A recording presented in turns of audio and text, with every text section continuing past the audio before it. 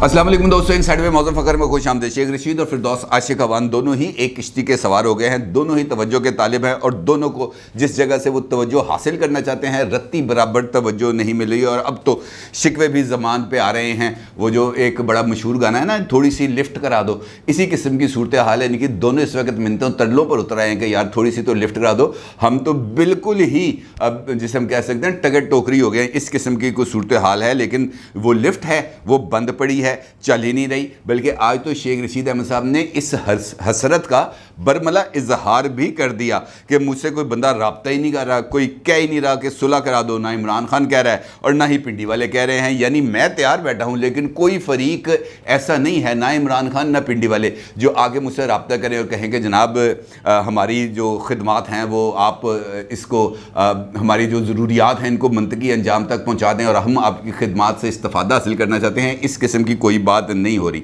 और दिलचस्प बात यह है कि शेख रशीद अहमद साहब जिस जगह पर बैठकर प्रेस कॉन्फ्रेंस कर रहे थे वहां पर वो इस बात का ऐलान कर रहे थे कि जनाब इमरान खान साहब का ये जो जलसा होने जा रहा है लियाकत बाग में, ये एक तारीखी जलसा होगा और आज हम इमरान खान साहब की रैली के अंदर भी भरपूर शिरकत करेंगे। और वहां पर जो सूरत हाल है वो बहुत ही ज़्यादा जिसे हम कह सकते हैं अलमनाक है। अलमनाक इस वजह से कि लाहौर के जलसे के लिए इमरान खान साहब ने हॉकी स्टेडियम की ऐसी तैसी फेर दी, जई तई फेर दी, ऑस्ट्रोटर्फ को उखाड़ के रख दिया, लेकिन अपनी ईगो को सेटिस्फाई कर दिया, हॉकी स्टेडियम के अंदर जलसा कर दिया। लेकिन अब लियाकत बाग में जलसा करने के लिए इमरान खान साहब ने लियाकत बाग के दरख्तों को कटवा दिया ताकि उनकी जो लाइटिंग है वो किसी तरीके से उसमें प्रॉब्लम ना आए, किसी जगह पर लोगों को ये पता ना चले कि ये दरख्त थे लिहाजा क्राउड कम था।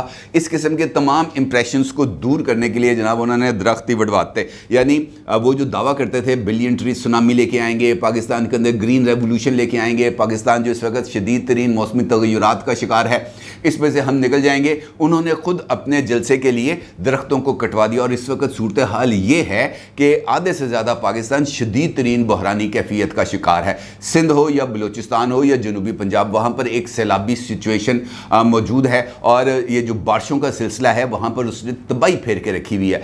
और इसकी वजह यह है कि हम तवज्जो नहीं कर रहे। ये दरख्त जो हम काट रहे हैं यही दरख्त कल को हमारे काम आने हैं, लेकिन हम इन दरख्तों को बचाने की बजाय हम इन दरख्तों को कटवा रहे हैं। सूरत हाल तो इस हद तक बिगड़ चुकी है कि खुद वफाकी वज़ीर माहौलियात मोहतरमा श्री साहिबा ने अपने ऑफिशियल ट्विटर अकाउंट के ऊपर एक वीडियो शेयर की है जो जाम शोरो जो सिंध का एरिया है वहाँ पर क्लाउड ब्रस्ट की है, यानी बादल फट गए और उसके नतीजे में पानी यूं करके नीचे गिर रहा था जिससे एक किस्म की एक सैलाबी कैफियत है। और इसके साथ साथ दरियाओं का कटाव, समंदर के ऊपर चढ़ जाना और उसके साथ साथ दरियाई रास्तों के ऊपर आबादियों का बढ़ जाना, वहाँ पर हाउसिंग कॉलोनीज बन जाना, ये एक ऐसी सिचुएशन है जहाँ पर हमें गौर करना चाहिए। इन दरख्तों को हमें बचाना चाहिए क्योंकि ये इनका फ्यूचर, हमारा फ्यूचर इस चीज़ के साथ वाबस्ता है क्योंकि पाकिस्तान उन ममालिक में शामिल है जो ये मौसमियाती तब्दीलियों का सबसे ज़्यादा शिकार है।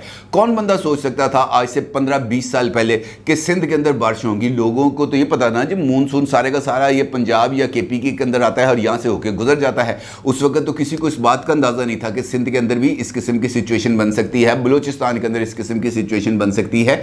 लेकिन चूंकि अब मौसम ने अपना रुख बदला है, नई करवट ली है, नए फिनोमेना डेवलप हुए हैं, ग्लोबल वार्मिंग हुई है, आलमी दर्जा हरारत में इजाफा हुआ है और उसके नतीजे में ये सब कुछ हो रहा है। लेकिन यहाँ पर हमें सिर्फ और सिर्फ अपनी सियासत की फिक्र है। हम नाम लेते हैं जनाब बिलियन ट्री सुनामी का, हमने 1 अरब बीज फेंक दिए, वो पौधे बन गए, ग्रीन रेवोल्यूशन आ गया, ये जो बंजर पहाड़ थे उनके ऊपर सब्जा उगाया। इमरान खान खुद जब वो वज़ीर आज़म थे ये वाली वीडियोज़ अपने ऑफिशियल ट्विटर अकाउंट के ज़रिए शेयर किया करते थे। लेकिन अफसोस है कि इमरान खान साहब को इस मामले के ऊपर आवाज़ उठानी चाहिए थी। दरख्त कटते की जो वीडियोस इस वक्त सोशल मीडिया पर वायरल हैं, इमरान खान साहब को उसका नोटिस लेना चाहिए था और कहना चाहिए था कि जनाब खबरदार किसी ने कोई दरख्त काटा।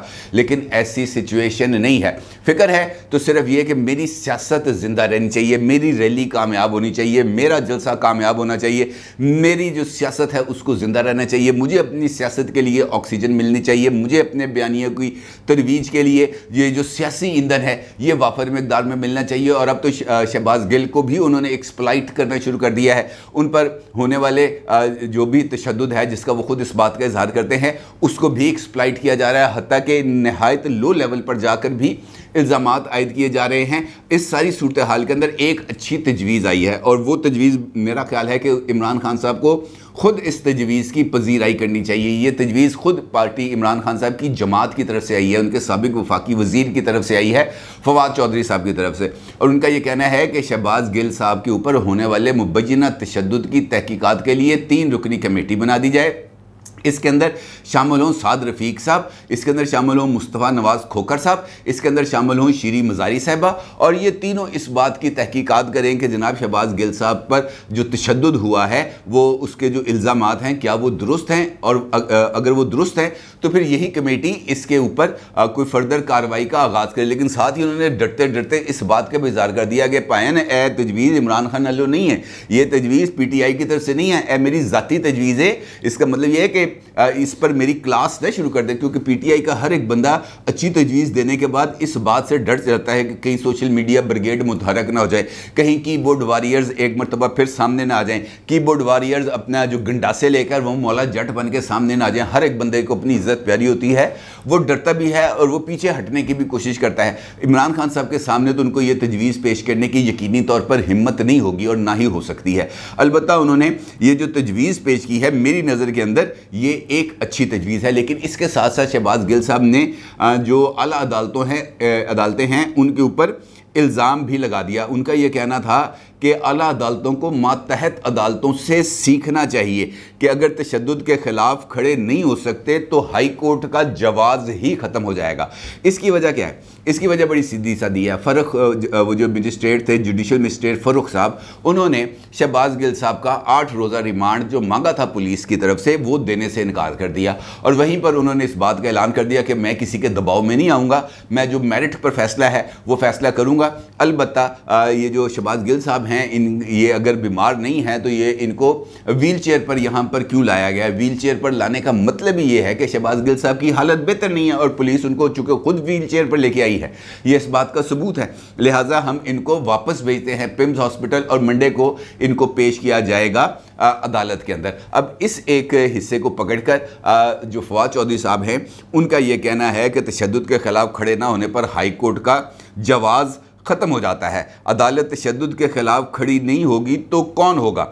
जजेस को संजीदगी से इस बात का सोचना चाहिए। जजेस की संजीदगी का इस बात से अंदाज़ा लगाया जा सकता है कि जिन लोगों ने शहबाज गिल साहब पर तशद्दुद किया, जज साहिबान उन्हीं को तशद्दुद पर तहकीकात का कह रहे हैं। इस्लामाबाद पुलिस का जो हाल है इन पर कौन एतमाद करेगा? यानी वो ये कह रहे हैं कि जनाब हम आपके पास एप्लीकेशन लेके आए थे, पाकिस्तान तहरीक इंसाफ आपके पास एप्लीकेशन लेके आई थी और आपने पाकिस्तान तहरीक इंसाफ की एप्लीकेशन को नहीं देखा। हला हम लेके आए थे, हम लाडले हैं, साड़ी गल तुसी नहीं मनी, ये क्या बात हुई? और फिर जो गुस्सा था वो उतरना था, फिर वो गुस्सा उतरा।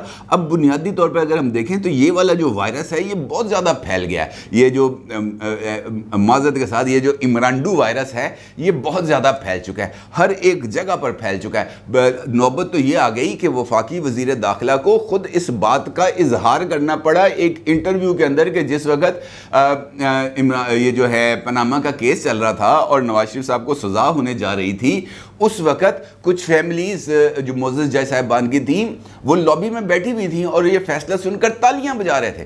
खुद वफाकी वज़ीर दाखिला राना सनाउल्लाह साहब ने इस बात का इज़हार किया।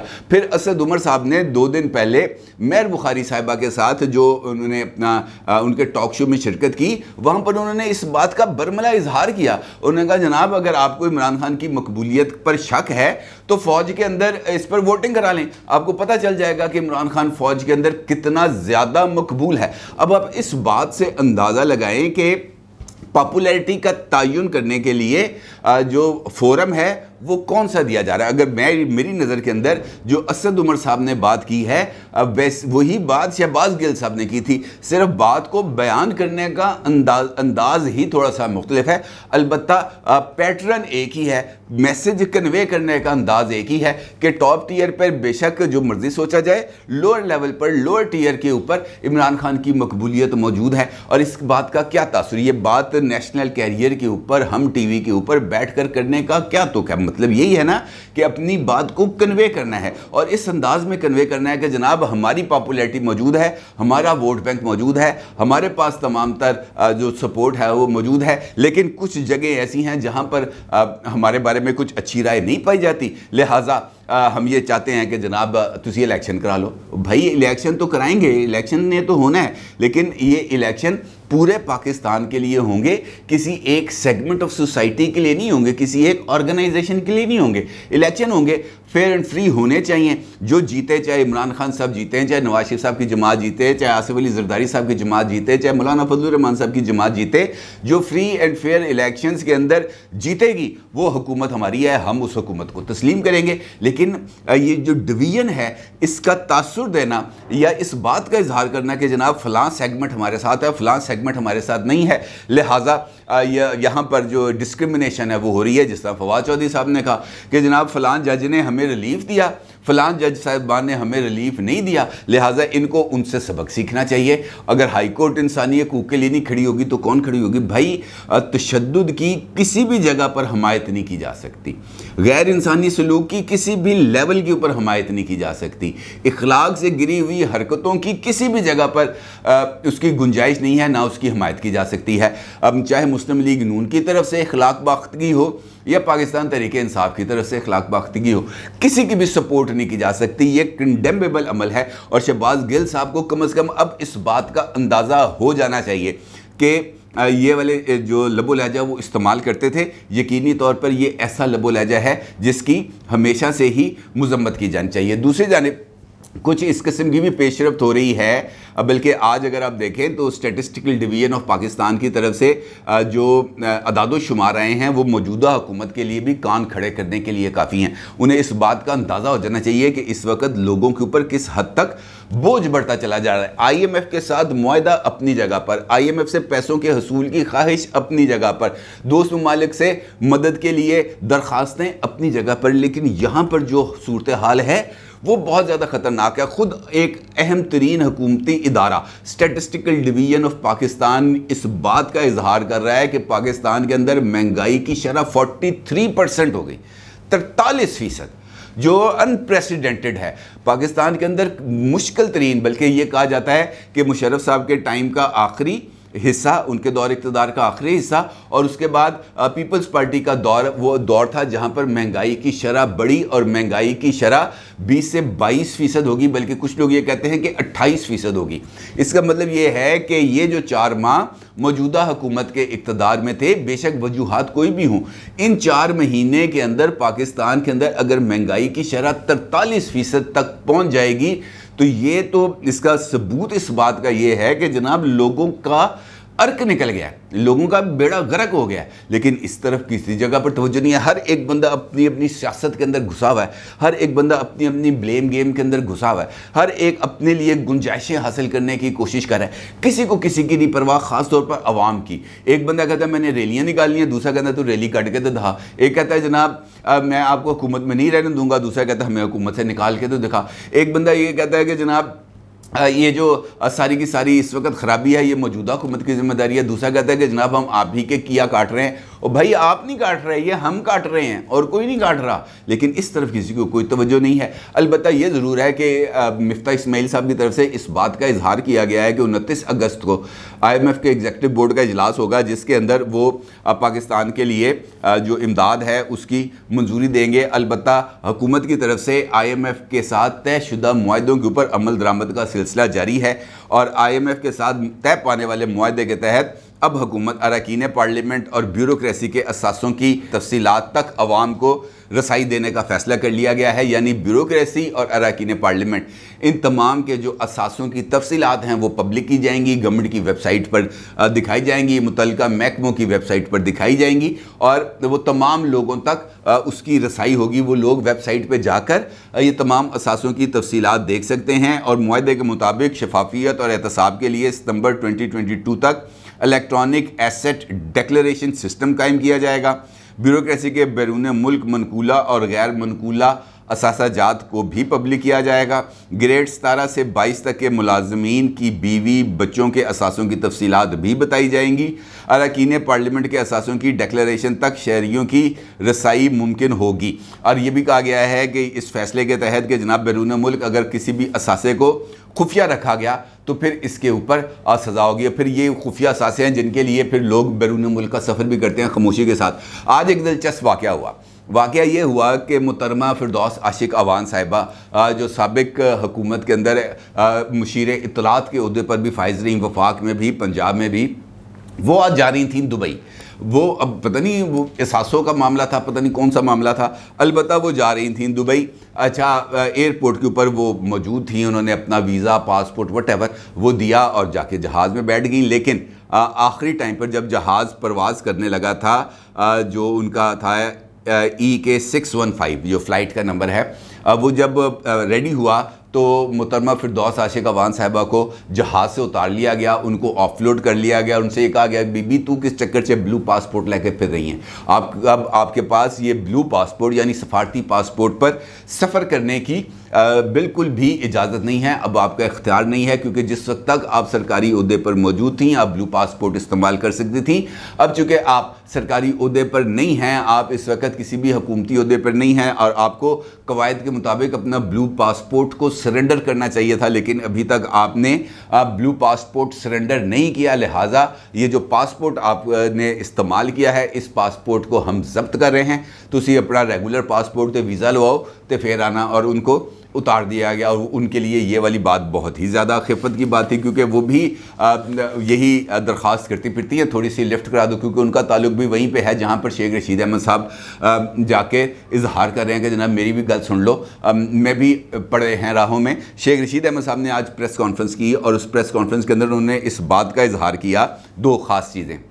एक तो उनका ये कहना था कि जब से इमरान खान के ख़िलाफ़ तहरीक अदम एतमाद कामयाब हुई है, उनका इस्टेब्लिशमेंट के साथ किसी किस्म का कोई राब्ता नहीं है, कोई हेलो हाय नहीं है, कोई मुलाकात नहीं है। वो बस पिंडी की हदूद में अपनी लाल हवेली की सियासत कर रहे हैं, इसके अलावा कुछ नहीं। इसके साथ साथ उन्होंने अपनी एक हसरत का इजहार किया। उनका ये कहना था कि जनाब ना इमरान खान ने मुझे कहा है, ना पिंडी वालों ने मुझे कहा है, किसी ने मेरे साथ राब्ता नहीं किया कि यार हमारे दरमियान सुलह करा दो। मैं तैयार बैठा, मैं तो फ़ोन कॉल के इंतज़ार में, उनको कब मुझे मैसेज आया कि जनाब ये ज़रा सुलह के लिए ज़रा अपनी कोशिशें तेज़ कर दो, लेकिन कोई मेरे साथ रब्ता ही नहीं कर रहा। अब इससे ज़्यादा बेबसी का इज़हार शेख रशीद अहमद साहब क्या कर सकते हैं? वो जिनके बारे में वो ये कहते हैं कि मैं गेट नंबर 4 की पैदावार हूँ, वो गेट उनके लिए बंद हो गया। वो जिनके साथ उसने अपनी सियासी मुस्तकबिल को जोड़ा हुआ है, वो सियासी मुस्तकबिल वाला भी अब लिफ्ट नहीं करा रहा। अब उनके लिए बनी गाला के दरवाजे भी बंद हो चुके हैं। इमरान खान साहब अब अपने पार्टी इजलासों में भी नहीं बुलाते। अब वो उनके साथ बराह रास्त मुलाकातों की तस्वीरें भी शेयर नहीं करते।